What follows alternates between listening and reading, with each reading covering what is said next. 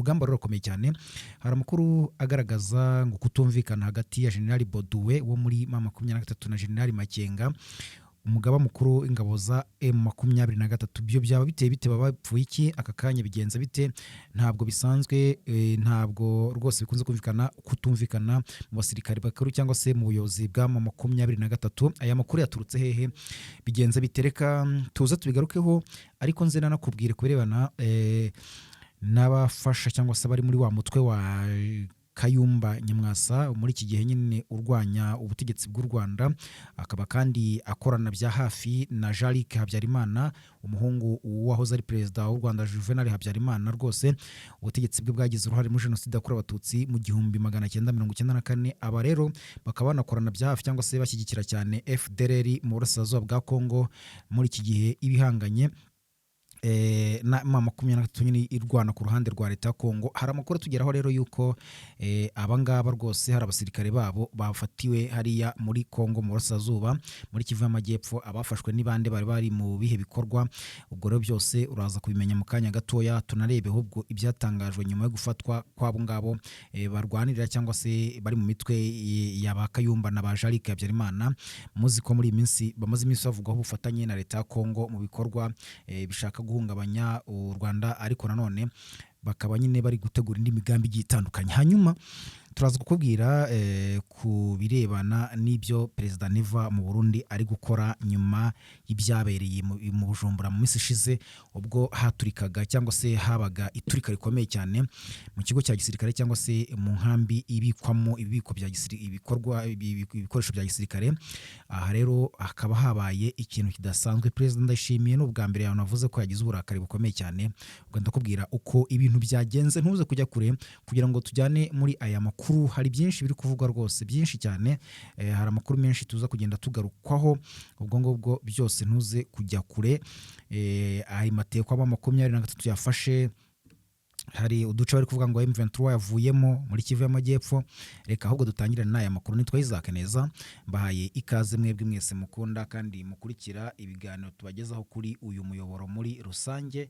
Mwese tubahaye ikaze. Reka duhere ku makuru avugwa mbere yuko twinjira mu mirwano nyirizina, ku bice wenda bavuga ngo M23 yavuyemo, ndetse no kuri mateko M23 yafashe, hakaba n'abafashwe bo muri P5. Reka duhere ku makuru ari gutangazwa ikinyamakuru cyegamiye kuri Repubulika ya Demokarasi ya Kongo cyitwa Actualité.cd, gikunze gutangaza inkuru ubona yuko ziri ku ruhande cyane rwa leta. Muri iyi minsi rero kiri kugenda gikwirakwiza inkuru zigaragaza uburyo muri M23 ibintu biri kudogera, hari ukutumvikana gukomeye cyane hagati y'abayobozi mu gisirikare no muri politiki. Kuko nk'ubu ngubu inkuru rwose tugeraho bari gutangaza ubu ngubu yaciye ibintu kuva ku munsi w'ejo bundi, yanditswe muri iki kinyamakuru kwigete natangira gusakara ku mbuga nkoranyambaga cyangwa se muri social media n'ibindi bitangazamakuru bigiye bitandukanye, bavuga ko noneho igikuba cyacitse muri M23 nigendanye no kuba ngo General Baudouin Ngaruye, uyu nguyu bundi asanzwe yobora diviziyo ya mbere y'igisirikare cya M23, n'umusirikare ukomeye rwose uzwi cyane mu bigendanye na za operation ku rugamba. Akaba kandi yarakuze kugenda yandika ibigwi mu bihe byose bamaze mu gihe cyose bamaze barwana n'ubutegetsi bwa Repubulika ya Demokarasi ya Kongo. General Baudouin rero akaba yarakunze kugenda yigaragaza, ndetse mukunze no kumubona mu mashusho, mu mafoto, aza imbere cyane nk'umuntu ufite ibyo azi cyane mu bigendanye no kuyobora urugamba cyangwa se n'andi mayeri akomeye ya gisirikare.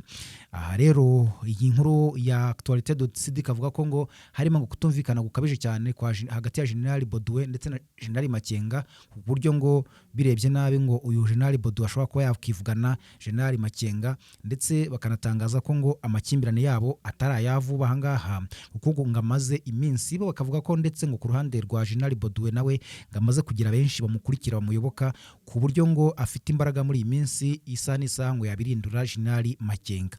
Hari ababitereye hejuru gusa cyangwa se ababiteye twatsi bavuga bati se tutabeshyanye aba bagabo bapfiki, kuko urebye uyu General Baudouin ari munsi ya General Makenga hasi rwose, ndetse hagati yabo hagiye harimo n'abandi bayobozi. No kuvuga ko harimo witwa General Byamungu Mahishe, akaba ari wungirije General Makenga niko twavuga, nawe akaba ashinzwe n'ibikorwa bya operation muri M23.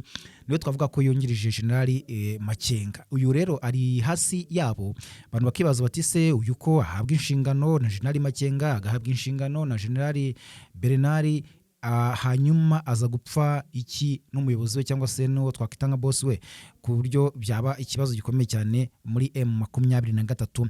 Impamvu wavuze ko izi nkuru ziri kugenda zikwirakwizwa cyangwa se ziri kwandika bya hato na hato n'iki kinyamakuru n'ibindi binyamakuru byegamiye kuri leta, nuko n'ubundi hashize iminsi iki kinyamakuru n'ubundi kivuze yuko harimo ngo kutumvikana ngo hagati ya Joseph Kabila ndetse ngo na Corneille Nangaa uyobora AFC muri rusange. Corneille Nangaa rero muramuzi cyane kuko yigeze no kuyobora seni cyangwa se komisiyo y'amatora muri Repubulika ya Demokarasi ya Kongo, aza gutangaza ko ubutegetsi bw'Kinshasa aburambiwe, ko buri mu kinyoma gusa, ari ukwirirwa bucunaguza abaturage ndetse no kugendera ku macakubiri, nta kindi ushinzwe.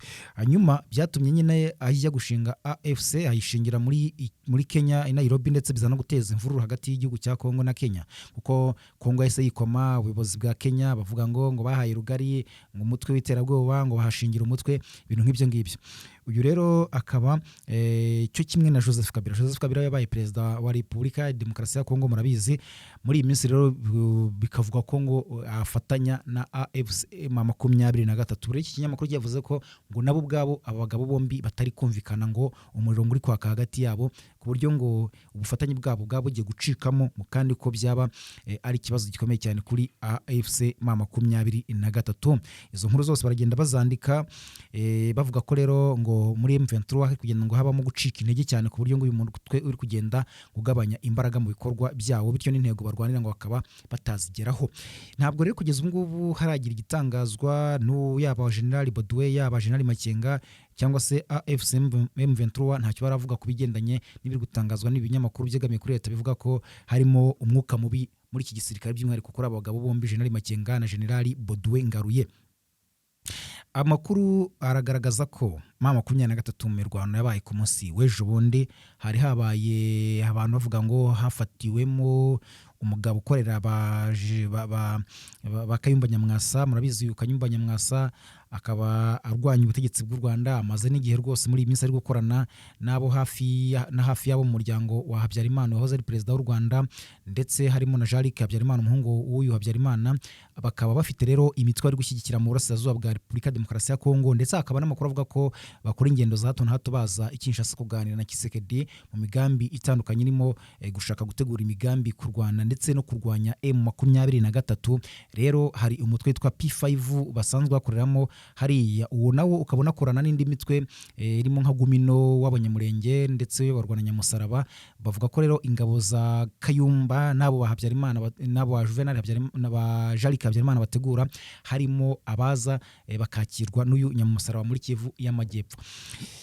Kugeza ubu rero amakuru agaragaza ko hari uwamaze gutabwa muri yombi cyangwa se yafatiwe mu mirwano iri kuba muri iyi minsi muri Kivu y'Amajyepfo. Ni imirwano ikomeye cyane yaberaga ku ndondo rwose, ndazana nayigarukaho mu buryo burambuye, ariko biravuga ko hafatiyemo uwitwa Nkundimana Fidèle. Ubundi ibyo byaje gutangazwa bavuga ngo hafashwe uwo muri P5, ariko batatangaza amazina ye, natwe tugenda dukora amatohoza ngo tumenye ngo ninde ubundi yafatiwe hehe.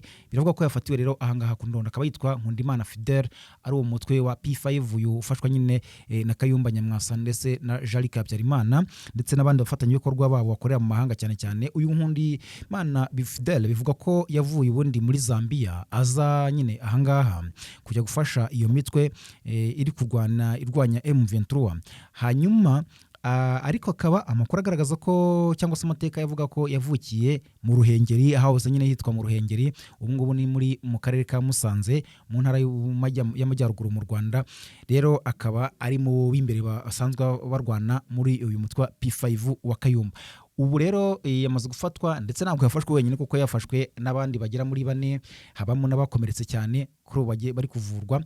Bafashwe mu mirwano yaberaga iri kubera hariya mu bice byo ku ndondo hariya muri Kivu y'Amajyepfo, n'ahantu ari kubera imirwano ikomeye cyane. Reka ndetse ubwo ibyo byabo ngabo tunabivuga, ahubwo tujye kuri iyo mirwano muri rusange, kuko amakuru aragaragaza ko rwose mu bice bitandukanye nabonye na leta ya Kongo cyangwa se igisirikare cyayo kiri kwigamba ko hari ibice ngo cyambuye M23, kuko ibitero muri iyi minsi biri kwibasira ahantu bita ku ndondo ubundi aho kunono ni muri groupement ya Bijombo muri teritwari ya Uvira hari kumvikana imirwano icyumweru ubundi kirashize humvikana urusaku rw'amasasu babanje kujya bahagaba ibitero ariko ukabona ko mama 23 natwirwaneho batashaka gusubiza cyane ariko muri iyi minsi ishize mike habaye kurasana aho bikomeye cyane umuriro waratse hagati y'impande zombi zihanganye. Aha rero niho bivugwa ko ngo kugeza ubu ngubu ngo hari uduce ngo FARDC yambuye ngo mama 23 ubwo ngubwo muri rusange. Amakuru akavuga ko amakuru aravuga ko nyine abasirikare ba FARDC n'abafatanya bo no kuvuga barimo za Wazalendo FDLR n'abasirikare b'abarundi ngo bari mu duce ngubu twa Gongwa ndetse naho bita ku Wibijige Kwijige ndetse na Gongwa. Biravuga ko rero ariho ngo bashinze ibirindiro nyuma yo kuzamuka baturutse mu bice bya Uvira ndetse no mu mujyi wa Bujumbura mu Burundi nkuko bisanzwe bigenda, kuko muri iyi minsi ubundi bitero biri kugabwa biturutse mu ruhande rwa FARDC na coalition yabo. Baravuga ko renforcement ziri kugenda ziza bariko baturutse mu Bujumbura niho hari kuva intwaro hakava abasirikare, nubwo ibigendanye n'intwaro muri iyi minsi byashegeshwe n'ibiturika byabereye muri Kabaze cyangwa se hariya mu kigo cya gisirikare mu bubiko bw'intwaro mu Bujumbura kugeza ubwo byanateje ikibazo cyane mu Burundi n'uyu munsi. Ndayishimiye akaba nta bindi bikorwa arimo usibye byo guhiga abagize uruhare mu burangare ndetse ngo n'ubugambanyi, kuko bari gukeka ko byaba ari ibitero byahagabwe nubwo abo batangazaga ko ari umuyaga nkuba cyangwa se umuriro w'amashanyarazi. Hanyuma aya makuru avuga ko rero imirwano yatumye ngo bano barwanyi bo ku ruhande rwa FARDC bashinga ibirindiro bikomeye cyane hitwa Gongwa na Kwijige, aho bategereje kwatsa umuriro kuri mama 23 muri iyi minsi torohewe n'ibitero bari kwigabaho ku bwinshi, ariko ikabasubiza inyuma uko ibitero byose biri kuba bari kugenda basubizwa inyuma n'abarwanyi ba 23 ndetse na twirwaneho. Nkuko mwanabyumvise ndetse nkuko amashusho n'amafoto yakwirakwiye ku mbuga nkoranyambaga ukabona ko noneho M23 nafashe matekwa nyinshi. Abashyizwe ku mugaragaro ni abagera muri 5 harimo n'uyu nguyu twavuze mu kanya kashize, ariko ni benshi bari gufatwa. Amafoto ari ku mbuga nkoranyambaga namwe mu rubuga muragiza kuza kugenda mubibona.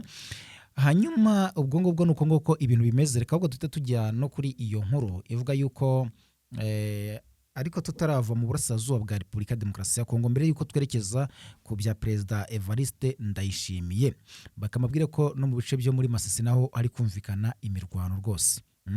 Imirwano iri kubera muri no mu bindi bice bitandukanye, hafi ya za Kazinga hari kumvikana imirwano, za Rumbisha umuriro ukomeje kwaka, Tongo na Shingisha mu murenge bita Oso Banyungu hari kumvikana imirwano ya mama 23 ndetse n'inyeshyamba mu mitwe irimo iyo bita ngo UPCRN na ANCDH AFDP, ya mitwe myinshi cyane hari nyine yaba mayimayi y'abanyatura umuntu atapfa kubasha gusobanura.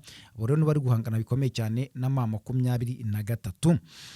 Hanyuma Perezida wa Repubulika Demokarasi ya Kongo Felix Antoine Tshisekedi Chilombo yatangaje ko mu gihe cya vuba azisubiza ibice byo mu burasirazuba bwa Repubulika Demokarasi ya Kongo ingabo ze zirukanywemo n'inyeshyamba zo mu mutwe wa AFC M23, ko afite icyizere yuko mu gihe cya vuba cyane agiye kuzikubitanga akazirukana ngo zikava mu bice byose zagiye zifata. Abantu batangiye gutera hejuru bavuga ati sarakoresha irihe banga ko imyaka yose ishize byananiranye, bakaba bamaze kumufatana imijyi ikomeye cyane mu ntara zombi ebyiri, we araza gukoresha irihe banga. Batise ntari kubihuza n'amatora yegereje kugira ngo bamugirire icyizere, se aba yanahindura manda babyumve, kuko n'ubundi ahangaha hari inkuru ivuga ko abaturage bo muri Repubulika ya Demokarasi ya Kongo batari kwemeranya ku gusabira Perezida Tshisekedi kubayobora muri manda ya gatatu, hashingiye ku kuba ikipe yabo y'umupira w'amaguru iherutse gutsindira guhatanira igikombe cy'isi muri Kamena 2026 nyuma yo gutsinda ikipe ya Jamaica igitego kimwe ku busa. Harashize imyaka 52 abanyekongo bategereje kugera kuri uyu muhigo bashije kwesa. Rero hanyuma ejo bonde ku itariki 5 ejo rwose ku itariki 5 ku cyumweru nibwo habaye ibirori byo kwakira abakinnyi b'ikipe y'igihugu ya Kongo yitwa Leopard. Perezida Tshisekedi rero wari wambaye ishati rwose ifite ibara ry'ingwe bigaragaza nyine gukwisanisha n'izina ry'ikipe yabo yitwa Leopard. Yabahaye rero yatanze ndetse n'imodoka 60 bakinnyi abaha n'inzu n'amazu menshi cyane mu buryo bwo kubaha agahimbazamusyi cyangwa se kubashimira. Hanyuma rero byari byitezwe ko nyine ari ukwishima bakizihirwa bakagira gute, yaranabikoze yemwe arashimira abayobozi, ashimira ikipe, ashimira abatoza, ibintu byose birakunda. Ariko haza kubonekamo abantu bari ku ruhande rwe bavuze ngo nubwo twishimye rwose murabona ko Tshisekedi akomeje kutugeza ku byiza, mureke tumumwemerere indi manda yongera tuyobore. Hanyuma ariko hahise haboneka urundi ruhande byihuse nta kuzuyaza nta gutinda, bativuga uvuye aho ngaho bibuze risubiza aho ngaho, batera bati ntabwo dushaka ko uyu mugabo Tshisekedi yongera kutuyobora, bivugira mu ruhame ibintu byatangiye byakojeje isoni Tshisekedi, bati rwose ntabwo akwiye kuba yakongera kuyobora igihugu cya Kongo kubera ko ntacyo amaze muri rusange. Nuko nguko rero byahise bigenda kubera ko muri Werurwe 2026 ni ukuvuga ngo hashize iminsi Tshisekedi arimo guhirimbana kugira ngo itegeko nshinga rihinduke, bityo biba byamwemerera kuba yakomeza kuyobora abanyekongo. Ariko hari abatavuga rumwe n'ubutegetsi bwe bakomeje kumubera ibamba muri rusange. Amakuru yandi twata twerekezaho muri avugwa handi nuko urwego rwa Leta Zunze Ubumwe za Amerika mbere yuko tujya hano muri Leta Zunze Ubumwe za Amerika, ariko mbanza mubwire ko mu Burundi Perezida Neva yakamejeje ari kuvuga ko hagomba gukorwa iperereza rihagije ryimbitse ku byabereye mu gihugu cy'u Burundi mu minsi ishize, ubwo ubiko bw'intwaro bwashyaga bugakongoka, ndetse rwose intwaro nyinshi zigahiramo, hagapfiramo abasirikare, hagapfa abaturage b'abasivile, inzu zigashya. Burundi buza gutangaza yuko ari umuriro cyangwa se umuyaga nkuba nk'uko hariya bivuga, ariko amakuru ari kugaragaza ko ibingibi byo kuba ari umuriro atari byo, kuko ikiri kubyemeza cya mbere cy'ibanze abari kugenda batabwa muri yombi umunsi ku munsi, bari cyane cyane mu rwego rwa gisirikare. Barazira ubugambanyi, ngo baragambanye, ngo bityo umwanzi akabinjirira, ndetse abandi bagashinjwa uburangare, ngo bari barinze iki mu gihe cyose intwaro zagirwagaho n'umuriro cyangwa se zigatwikwa, nyamara bikozwe n'umwanzi nk'uko babitangaza. Ure Perezida Ndayishimiye ari mu bikorwa byo guhiga cyangwa se yashyizeho inzego zitandukanye zitari zisanzwe zo gushakisha ari we wese yaba yaragize uruhare kugira ngo hariya mu bubiko bw'intwaro habe haraswa cyangwa se hagira ibihaturikira, bityo rero intwaro zibe zashya. Akavuga ko rero hagomba gukorwa iperereza ridasanzwe, kandi ko buri musirikare wese w'Ibujumbura agomba kugerwaho agira ibyo abazwa.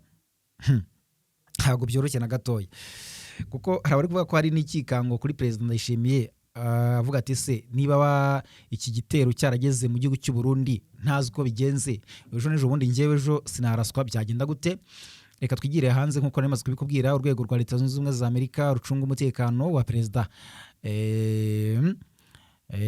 mu bategetsi bo hejuru n'abahoze ari abategetsi bo ku rwego rwo hejuru, Secret Services, bari gukora iperereza ku rusaku rw'amasasu rwumvikanye mu masaha yo ku cyumweru hafi y'ibiro bya Perezida Donald Trump bizwi nka White House. Humvikanye ngo urusaku rw'amasasu, abashinzwe umutekano b'urwo rwego bageze ahumvikaniye amasasu mu gace gakikije parike ya Lafayette i Washington DC muri Leta Zunze Ubumwe za Amerika, n'ubundi nyuma gato ya saa sita z'ijoro rwose, ndetse bakora ibikorwa byo gusaka muri iyo parike iri mu majyaruguru y'urugo rwa Perezida Trump hamwe no mu gace kakikije. Secret Service ivuga ko nta muntu ukekwaho kuba yakoze iki gikorwa, ndetse ko nta bantu batangajwe ko babikoze, ariko nta n'abatangajwe bakomeretse. Uru rwego n'abafatanyabikorwa barwo rero bakaba bari gushaka imodoka ishobora kuba ikekwa hamwe n'umuntu bashaka kumenya ibye. Perezida Trump wa Leta Zunze Ubumwe za Amerika akaba rero yari i Washington DC mu mpera z'icyumweru gishize. Secret Service yavuze ko ibikorwa byayo bikiri ibisanzwe, ariko ko hashyizweho uburyo bw'umutekano wakajijwe cyane mu buryo budasanzwe, ku buryo utabona ko kandi agize ikirenge nyine hari abasirikare benshi, ndetse hakaba n'ubundi bwirinzi buhambaye bwagiye bushyirwaho nyuma y'icyo kintu kidasanzwe cyabaye, kuko kuba haraswa hafi y'inyubako ikoreramo perezida ntabwo bavuga ko ari ibintu byoroshye na gatoya. Perezida Trump rero yagumye Washington DC, ndetse rwose amakuru avuga ko yaba ariho akiri. Ni mu gihe kandi uyu perezida wa Amerika n'ubundi ari gutangaza ko amasezerano yo guhagarika intambara ya Iran ashobora kuzagerwaho ku itariki 6 Mata 2026. Mubwira ko intambara iri kubera muri Iran iri mu bimwe muri biri gukekwa mu bya byatumye haraswa hafi y'inyubako ye, kuko bari kuvuga ko bari mu bugambanyi buturuka muri Iran. rero reka tugaruka ku byatangajwe nawe yavuze ko ku wa gatanu Mata 2026 nibwo nyine yabitangaje mu ijoro ryakeye mu kiganiro yagiranye na Fox News. Yagaragaje ko Iran iri mu biganiro kugira ngo intambara ibe yahagarara burundu kandi ko bagomba kubigirana na Amerika bose bakumvikana ko intambara yahagarara, bityo ingaruka zikomeje kubaho ziturutse no ku muhora wa Hormuz ubu ngubu wafunzwe ukaba unyuzwamo 20% y'ibikomoka kuri peteroli ku isi. Kuva iyi ntambara rero yaba cyangwa se inzira yafungwa, Iran yakunze kurasa ku bwato bwikoreye ibicuruzwa byavugwagaho ko ari ubw'igihugu bw'inshuti za Amerika. Hanyuma rero buri kwezi hanyuramo ubundi bwato 3,000 ariko bwaragabanyutse cyane bingeranyije nuko ibintu byifashe muri iyi minsi, ndetse byanateje ingaruka kugeza ubwo ibikomoka kuri peteroli ndetse byahenze cyane kugeza niho wacu hano mu karere ka Afurika y'Uburasirazuba byaratumbagiye ku buryo byikubye, cyangwa hari aho byikubye hari naho byazamutse cyane.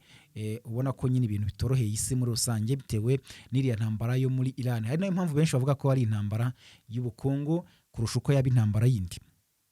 Reka mbashimire cyane, mukomeze kugira ibihe byiza mukurikira amakuru n'ibiganiro tubagezaho. Imana ikomeze kubarinda.